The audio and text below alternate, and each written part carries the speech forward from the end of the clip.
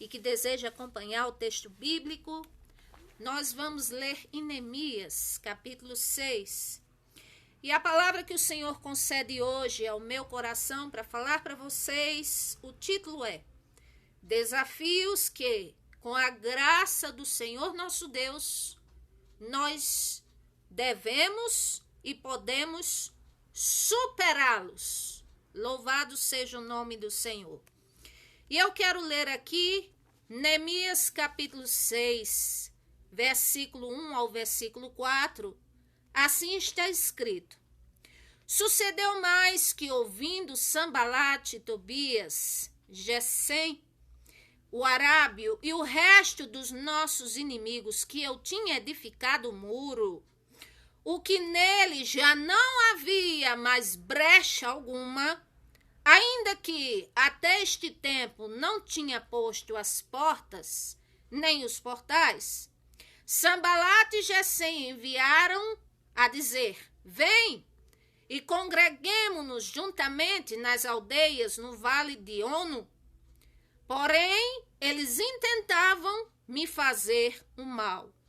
E eu enviei-lhes mensageiros a dizer: Estou fazendo uma grande obra, de modo que não poderei descer. Por que cessaria eu esta obra, enquanto eu a deixasse e a fosse ter convosco? E da mesma maneira, enviaram a mim 4 vezes, e da mesma maneira eu lhes respondi. Até aqui a palavra do Senhor, a leitura. Desafios que, com a graça do Senhor nosso Deus, nós podemos e devemos superá-los. E eu vou falar um pouco sobre a performance deste servo do Senhor, Neemias. Mas antes, vamos entender aqui que a vida é como se fosse, vamos comparar a uma construção. E quando se fala palavras do tipo construir ou reconstruir, se não vemos logo os desafios que nos sobrevirão, mas com certeza no decorrer da vida, no decorrer de uma atividade, no decorrer de um impasse, de algo que formos fazer, nós veremos os desafios a se enfrentar. Dando exemplo, construir um prédio, e aqui Neemias ele foi reconstruir os muros e depois a cidade, construir uma casa, se empenhar para se construir uma boa reputação, para se construir, vamos dizer, até mesmo uma vida espiritual de comunhão com o Senhor nosso Deus. Ou seja, o que eu quero dizer é que a vida é repleta de desafios e que a vida também é como uma construção, é passo a passo. E eu quero dizer a vocês que tudo é um processo. Construir é um processo e reconstruir é outro processo. Isso porque construir começa de um alicerce, começa do nada, começa do zero.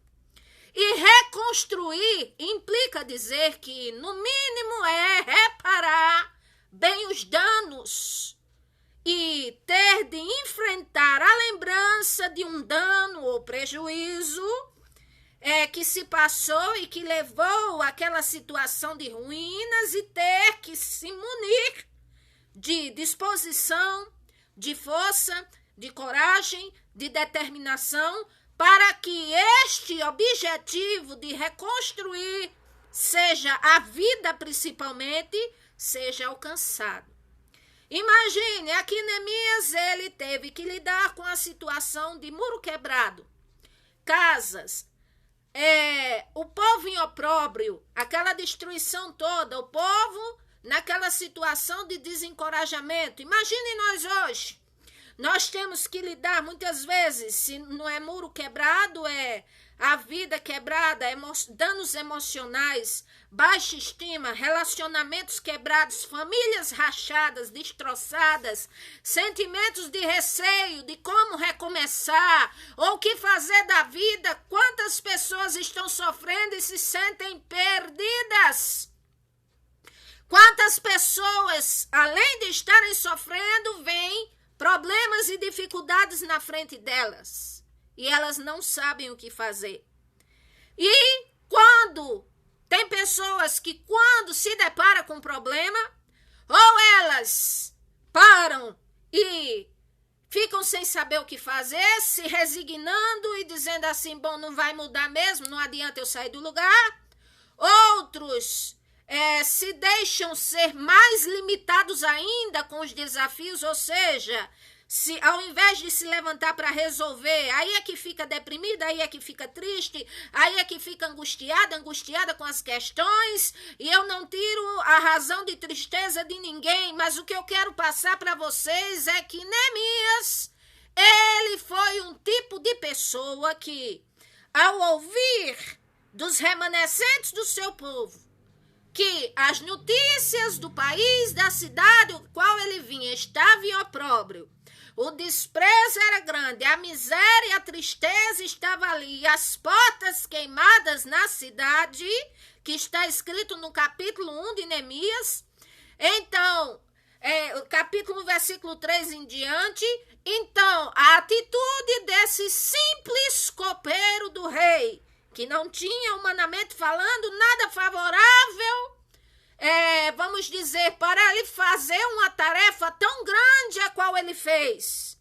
Mas uma coisa ele tinha intimidade com o Senhor nosso Deus na vida, ele orava, e a Bíblia diz que os primeiros passos que ele tomou ao saber dessa notícia foi que ele chorou, ficou sentado alguns dias, ele lamentou, ele assim chorou como qualquer ser humano faria, mas ao mesmo tempo ele não ficou parado, ele jejuou e certamente ele pensou, quando eu penso numa situação a qual se tem a resolver, eu penso a seguinte frase, eu sei que ele pensou assim, eu tenho que fazer alguma coisa.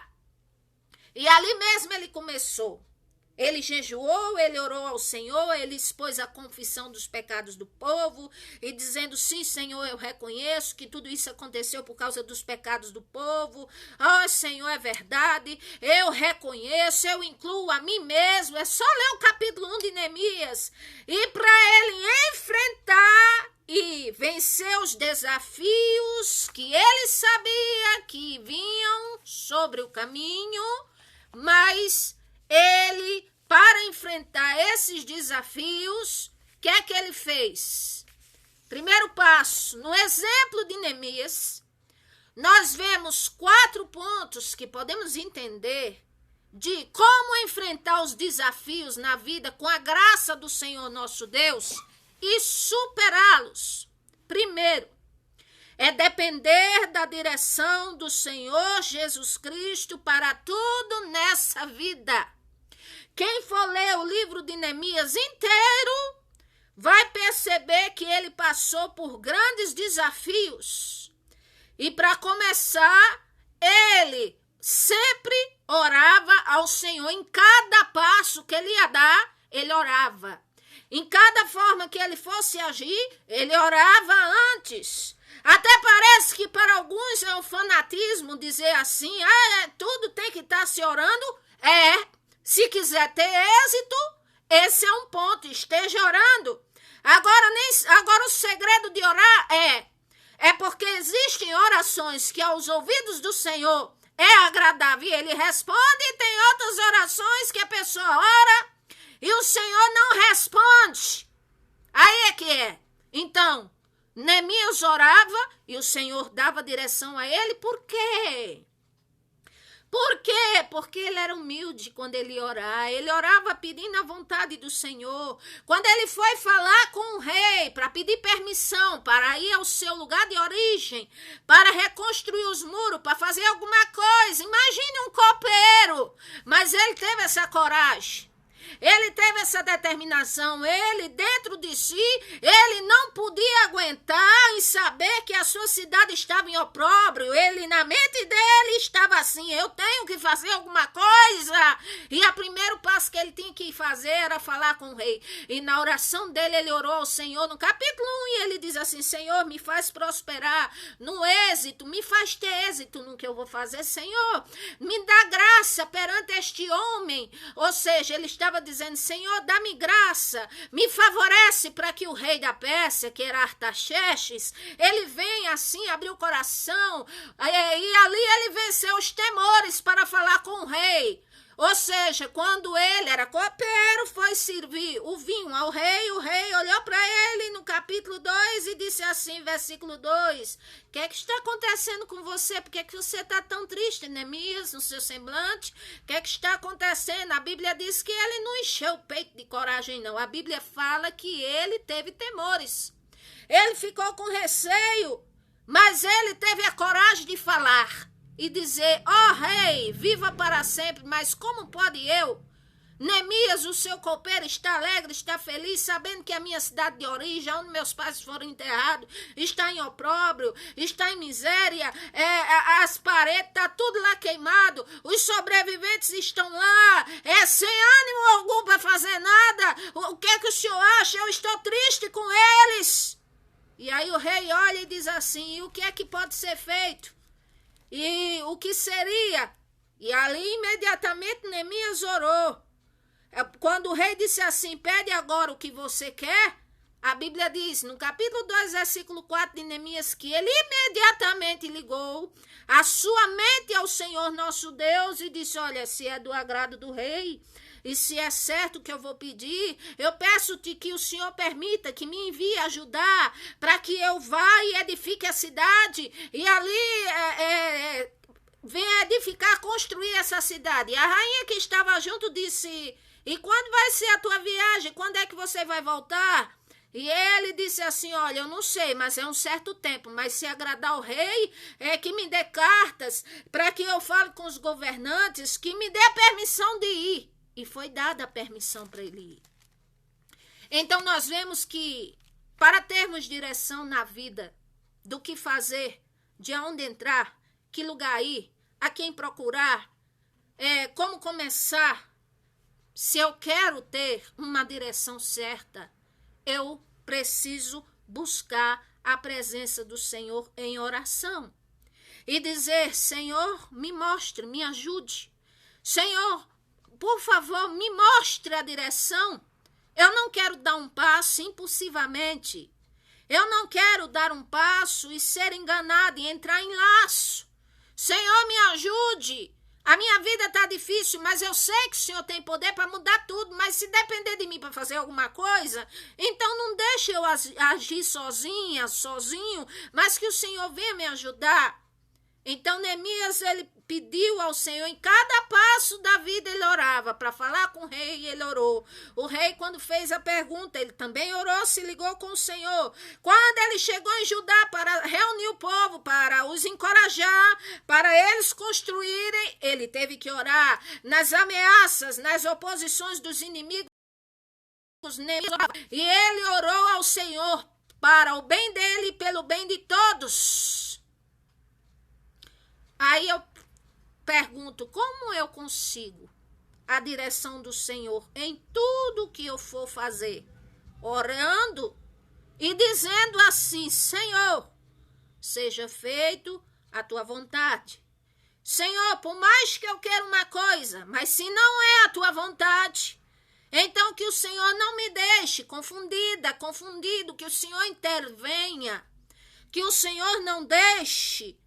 Senhor, eu te peço, por favor, Senhor, tudo aquilo que eu vier a fazer, que o Senhor me ajude, que o Senhor esteja comigo na minha frente, que o Senhor venha intervir, se não for da tua vontade, se vier um laço, que o Senhor não deixe eu cair. Aí é mais do que uma oração, é uma dependência do Senhor nosso Deus.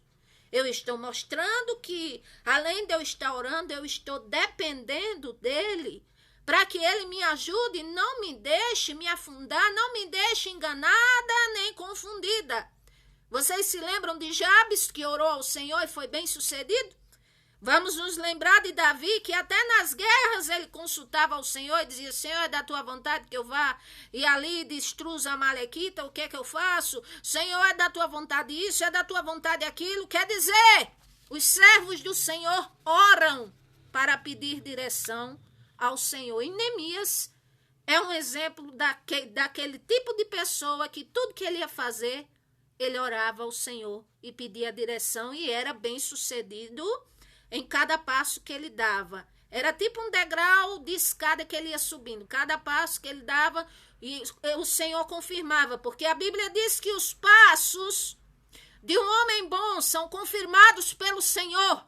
Ou seja, se o intento do meu coração for bom, se o que eu desejo está alinhado à vontade do Senhor, então o Senhor confirmará e abençoará, com toda certeza.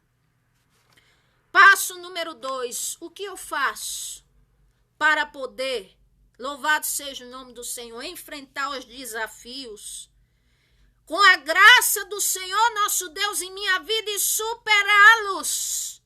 Ponto número 2, além de orar e pedir ao Senhor direção, também é necessário eu agir de uma forma a mais coerente possível, ou seja, a mais certa possível.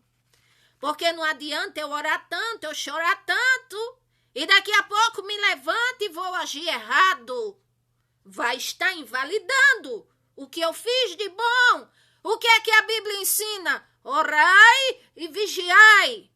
E no grego essas palavras significam, vamos dizer assim, converse com o Senhor nosso Deus e preste atenção, fique atento na vida, no que você vai fazer.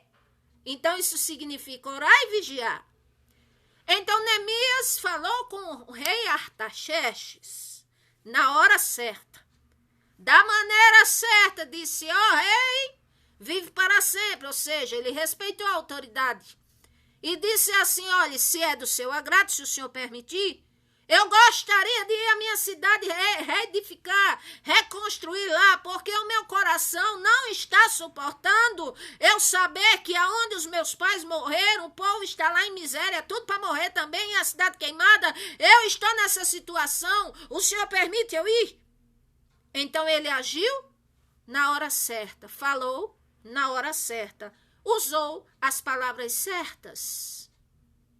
Então, louvado seja o nome do Senhor. Agir da maneira certa é agir de forma coerente, de forma respeitosa, de forma a qual esteja alinhada com a vontade do Senhor nosso Deus e a sua palavra, se eu quiser ter êxito na minha vida. Se eu não quiser, então eu vou e faço o que bem quiser da vida, mas não vou esperar a bênção do Senhor, meu Deus, porque se eu não estiver consultando a Ele, e nem observando a palavra dEle, e nem agradando a Ele, e nem sendo prudente, então eu não posso esperar a bênção do Senhor, meu Deus. É como se eu remasse o meu pequeno barco, que é a minha vida, tão frágil, porque somos pó, remisse o meu barco, de forma como? Sozinha. Outra coisa, Neemias era perseverante naquilo que ele ia fazer. Quando ele foi reconstruir a cidade, os muros, em primeiro lugar, ele teve que unir o povo, encorajar o povo, procurar meios, formas, condições para o povo ir construindo. E o povo foi se cansando. E os inimigos mandavam mensageiro para intimidar. E os inimigos mandavam cartas para intimidar. E ele ali não parava. Ele era perseverante. Porque ele sabia que o que ele estava fazendo era a vontade do Senhor nosso Deus. Se você tem certeza do que o que você está fazendo agrada ao Senhor e é a vontade do Senhor nosso Deus, não se importe com as adversidades que estejam se levantando, mas continue firme, perseverante, orando ao Senhor e dizendo: Senhor, me dê força. Teve um momento que Neemias orou e disse assim: Senhor, fortaleça as minhas mãos, me ajude. E o Senhor ajudou ele. E Neemias, a gente observando, Ele não era, vamos dizer, aquela personalidade muito forte, vamos dizer assim, de ir logo pela espada, como um Davi, como um Paulo da vida, não. Mas ele era lutador por natureza. E ele orava muito, ou seja, se o inimigo viesse armado, ele se armava. Mas antes dele atacar o inimigo, ele orava umas 10 vezes e dizia: Senhor, olha a situação, Senhor, olha Sanbalat e Tobias, olha o que eles estão fazendo. Eles querem quebrar o muro. Olha, Senhor, eles estão nos ameaçando. Então, eu coloquei os homens para numa mão eles estarem armados e a outra está trabalhando. Eles estão em alerta. Senhor, o Senhor observe. Então, ele era sensato, ele era perseverante. Os inimigos se levantavam, intimidavam toda hora. E aqui no capítulo 6, o qual nós lemos, versículo 3, a resposta de Neemias mostra que ele não perdia tempo em discutir com os inimigos, ele não desperdiçava tempo com coisas triviais, ele não se deixava ser desligado do foco. Ele não se deixava ser intimidado pelas oposições, porque ele sabia que o que ele estava fazendo, além de ter a aprovação do rei da terra, tinha do próprio Deus, o rei dos reis, em primeiro lugar. Quando ele responde aqui, versículo 3 de Neemias 6, enviei-lhes mensageiros a dizer: estou fazendo uma grande obra, ou seja, ele estava dizendo aqui, eu estou fazendo uma grande obra, estou muito ocupado, de modo que eu não posso descer, não posso ir ter com vocês. Por que eu cessaria a obra? Ou seja, por que eu pararia de fazer o que eu estou fazendo, que é tão importante? Eu estou tão concentrado, ele está querendo dizer, eu estou tão empenhado, eu estou tão ocupado que vocês nem sabem enquanto eu vou deixar tudo e ter com vocês para quê, se vocês não me apoiam. Então Neemias não perdia tempo por aí, falando mal dos outros.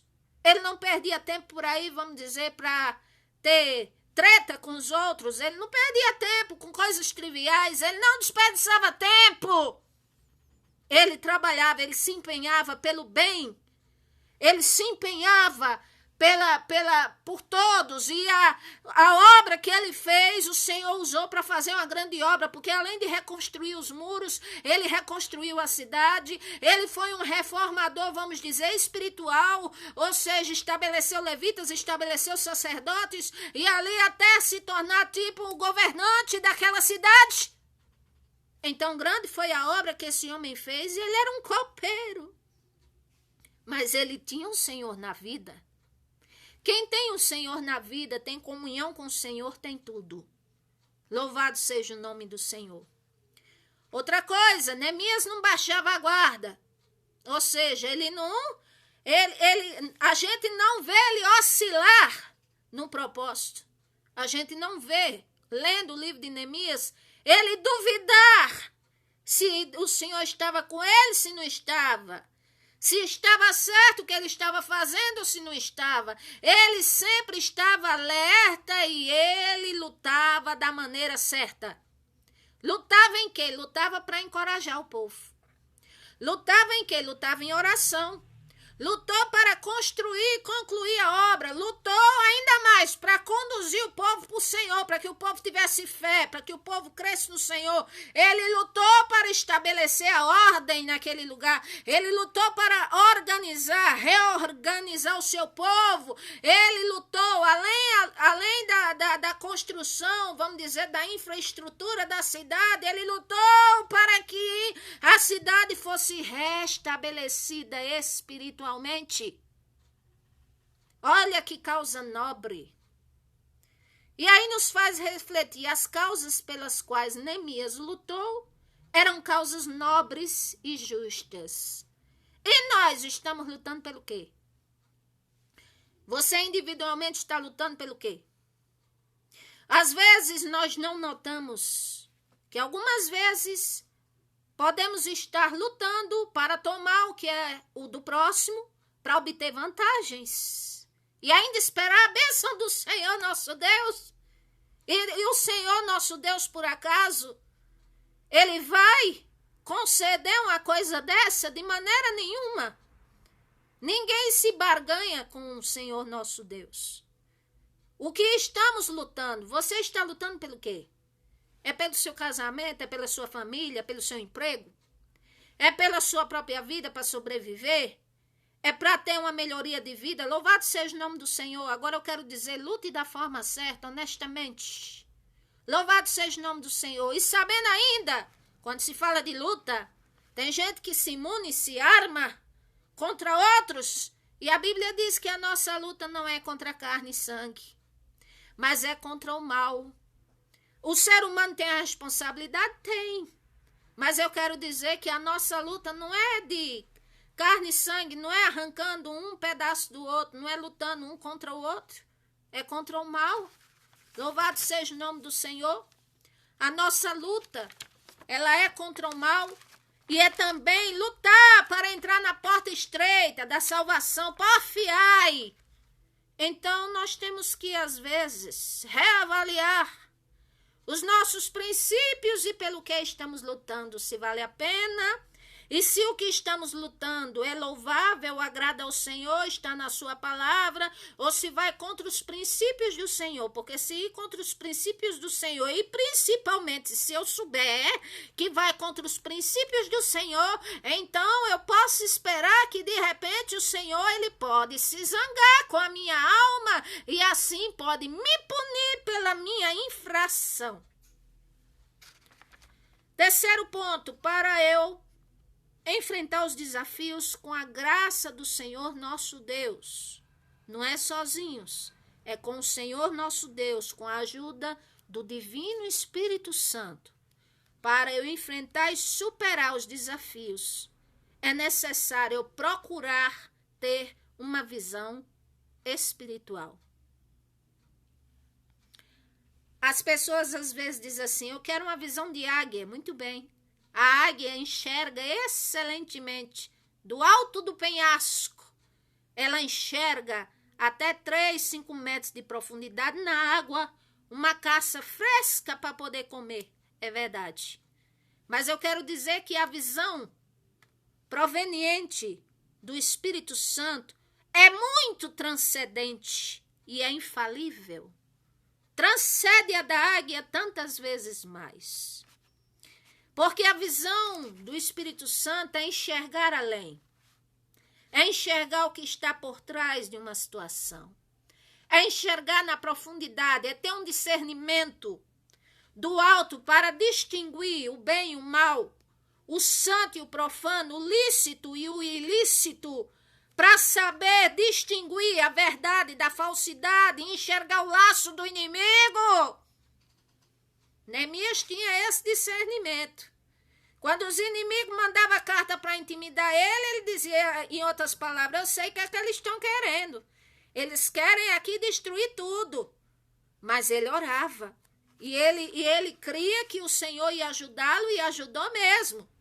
Louvado seja o nome do Senhor. Em 52 dias foi só para construir o muro.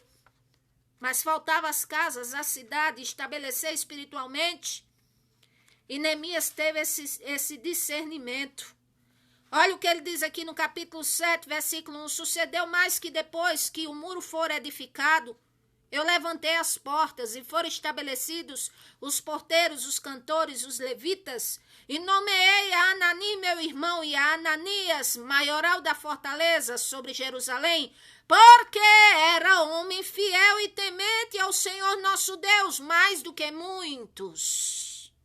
Olha, um homem que foi promovido, porque temia o Senhor e procurava ser fiel ao Senhor mais do que muitos. Certo? E disse Neemias, não abram as portas de Jerusalém até que o sol aqueça. E enquanto assistirem ali, fechem as portas. E vós trancai as portas e ponha-se guarda dos moradores de Jerusalém, cada um na sua guarda e cada um diante da sua casa. E era a cidade larga de espaço e grande, porém pouco povo havia dentro dela. E ainda as casas não estavam edificadas. Então, o que quer dizer isso? Quando ele diz, fechem as portas e não abra elas de noite, só pela manhã, tranquem as portas. Para nós hoje significa, se você está se empenhando para ter a bênção do Senhor nosso Deus na sua vida espiritual, na sua família, se quer discernimento, visão espiritual, se quer continuar bem, não dá brecha para o inimigo. Neemias sabia que se as portas da cidade fossem abertas à noite, os inimigos iam invadir ali e acabar com tudo. Por quê? Aqui diz que a cidade tinha pouca gente. As casas não tinham sido construídas. Então, o que é que ele fez? Ele mandou fechar as portas e cada morador, digamos, ficar de frente de suas casas para defender suas famílias. Ficar em vigilância até amanhecer o dia. Louvado seja o nome do Senhor. Trancai as portas. E isto me faz lembrar mais uma coisa. Que quando o Espírito Santo ele provém ao povo do Senhor a dar discernimento, nós podemos distinguir o que é espiritualidade e o que é carnalidade. É perceber também a atuação de Satanás nas situações, na mente, quando está bombardeando, para trancar, quando o inimigo quer trancar uma bênção, quer embaraçar, quer matar, quer roubar e quer destruir. Pense, a Bíblia fala 2 exemplos que eu quero lembrar aqui. 1 Reis, capítulo 14, versículo 6. Antes disso, o Senhor vai e estabelece Jeroboão, que era um servo. Era servo de Salomão, pois muito bem. Salomão, ele fez coisas que não agradou ao Senhor. E aí o Senhor deu uma tribo para o filho dele e deu 10 tribos para esse Jeroboão, que era servo, para ser rei. De servo passou a ser rei. Só que Jeroboão agiu mal, parecido com Salomão, que era se enveredar na idolatria. E o filho dele adoece. E o que é que ele diz? Ele diz, olha mulher, para a esposa dele, diz, olha, vai até o profeta Aías, que foi ele que profetizou que eu ia tomar conta desse povo. Vai, ó, leva para ele pão, leva para ele mel, leva para ele aí, ó, muita coisa boa e vai e se disfarça para ele não saber que é você, que é você, mulher de Jeroboão. Então você vai lá para você falar com ele, para ele nos falar alguma coisa. Em outras palavras, o que é que Jeroboão estava querendo? Como se ele dissesse assim, olha, vai lá, procura agradar o profeta, procura dar o melhor mel para ele, o melhor pão, porque quem sabe ele vai interceder ao Senhor nosso Deus por nós, né? E o nosso filho fica curado e tal. Ou seja, ele queria como se comprar, vamos dizer assim, o favor do Senhor, a bênção do Senhor, achando que o Senhor não sabe discernir as coisas. Quem é a criatura para querer enganá-lo, ludibriar o Criador? E a Bíblia diz que Aías, por já ser avançado de idade, ele estava quase sem visão. Mas antes que a mulher de Jeroboão entrasse, a Bíblia diz que o Senhor fala com ele, o que se chama-se isso? Discernimento. E diz, olha, está chegando aí uma mulher disfarçada, é a mulher de Jeroboão. E você vai dizer a ela que as novas que eu tenho para ela não são boas, não, são novas duras, que o filho dela vai morrer e que o reino de Jeroboão será tomado. Eu vou tirar, porque ele não honrou a mim. E ela chegou lá, e mal ela chegou para pegar no limiar da porta para abrir para falar para o profeta. E o profeta disse, entra, mulher de Jeroboão, você está disfarçada por quê, minha filha? Porque o Senhor já disse, não vai curar teu filho não, e o reino do teu marido vai ser tomado porque vocês se enveredaram para a idolatria. E assim aconteceu. E noutra feita, o povo de Israel, aliás, o povo de Samaria, foi saqueado e assim estavam passando fome. E o rei da época estava fazendo suas ações de forma errada. Estava crucificando, vamos dizer, o próprio corpo com cilício, para ver se chamava a atenção do Todo-Poderoso. mas o coração dele era perverso porque ele queria matar o profeta. E Eliseu, filho de Safate, estava onde? Estava em casa, junto com outros anciãos. Será que ele estava fazendo o que lá? Estava falando mal das pessoas? Não, ele certamente estava orando, ele era homem de Deus, pedindo ao Senhor direção. E até que o rei se irou e disse: o Senhor me faça outro tanto, se hoje eu não tirar a cabeça daquele Eliseu, filho de Safate, porque o que está acontecendo em Samaria, ele é o culpado. Mas é interessante que muitas vezes o ser humano resolve esconder os seus erros para colocar nos outros. E acha que o Senhor vai favorecê-lo com isso. E que não vai. E que essa é uma forma errada de se resolver problemas. E a Bíblia diz que Eliseu estava ali.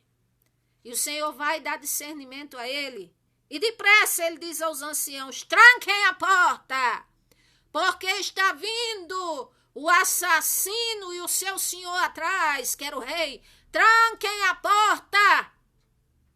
E trazendo para a nossa vida hoje, se eu estou orando, se eu estou pedindo a vontade do Senhor, se eu estou pedindo visão espiritual, a minha atitude correta é, para começar, observar minhas ações e a mim mesmo e trancar a porta naquilo, a brecha ou a fissura que eu estou abrindo para o inimigo invalidar o que o Senhor quer fazer na minha vida ou o que eu estou buscando e me enveredando.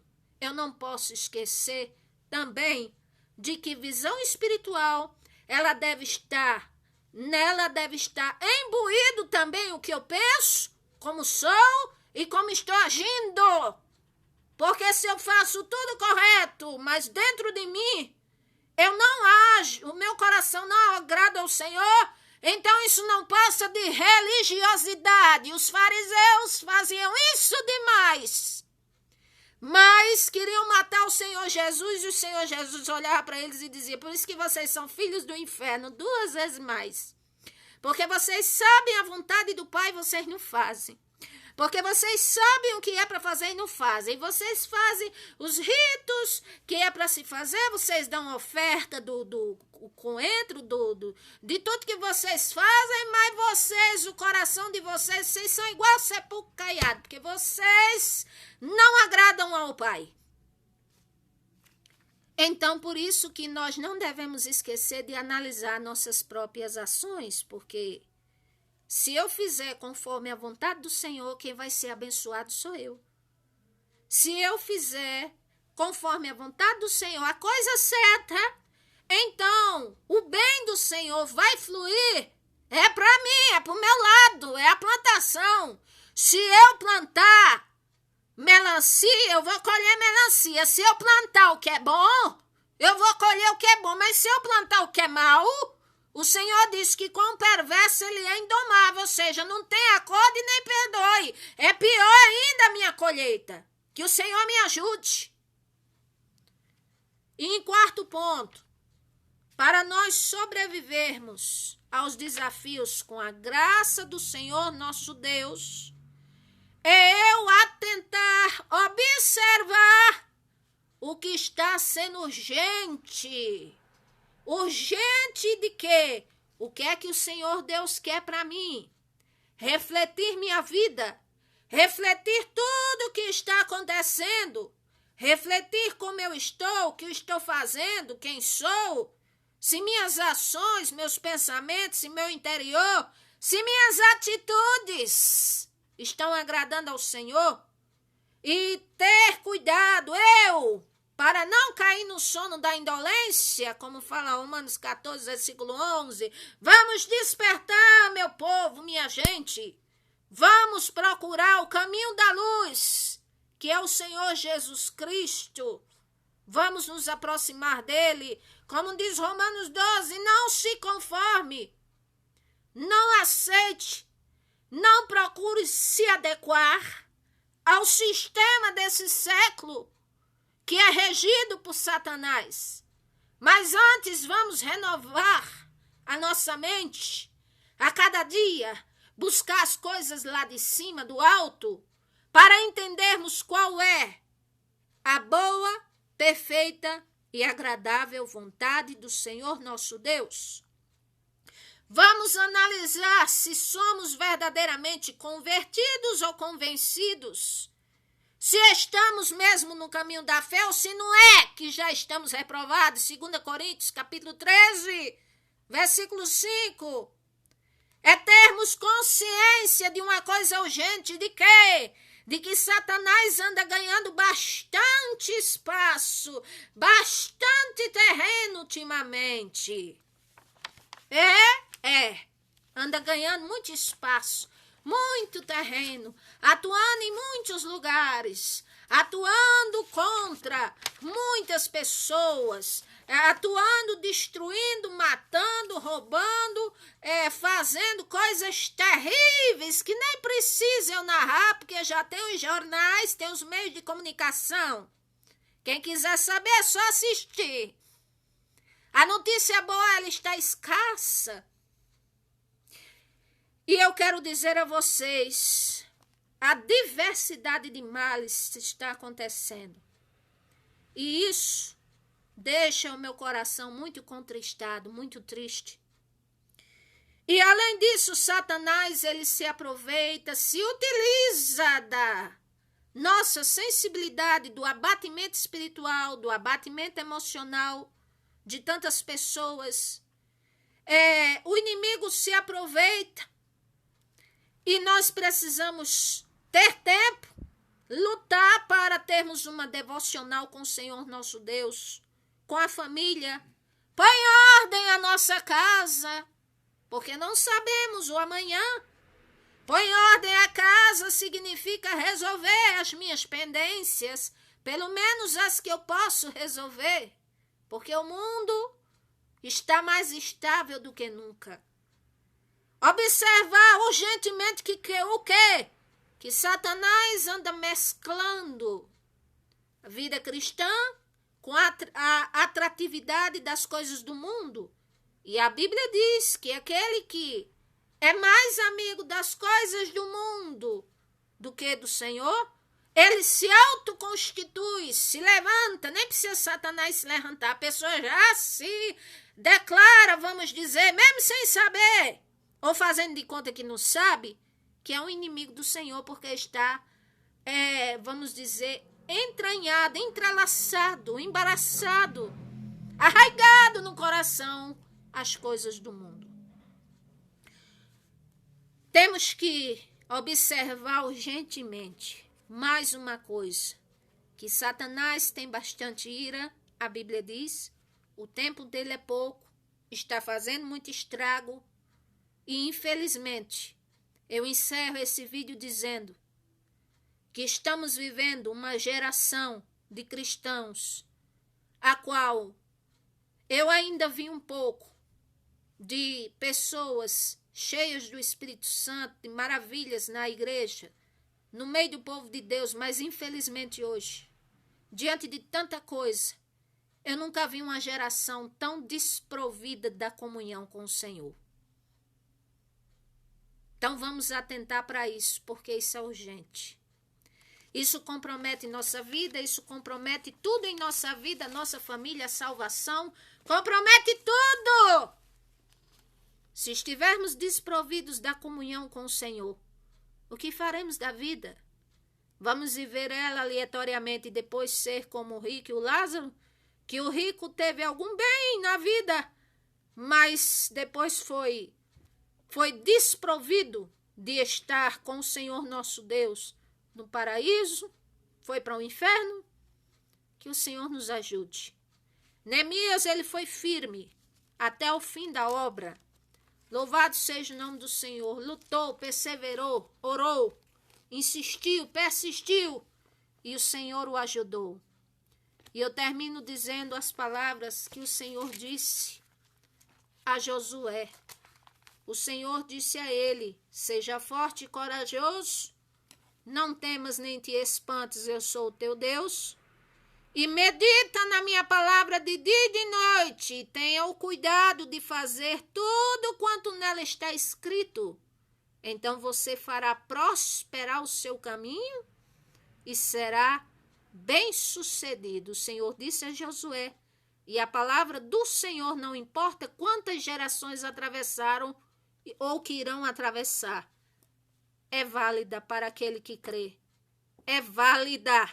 Louvado seja o nome do Senhor. Que o Senhor nos abençoe, abençoe a minha vida, a sua vida, a nossa família, nossa casa. Tenha misericórdia de nós. Que o Senhor nos ajude.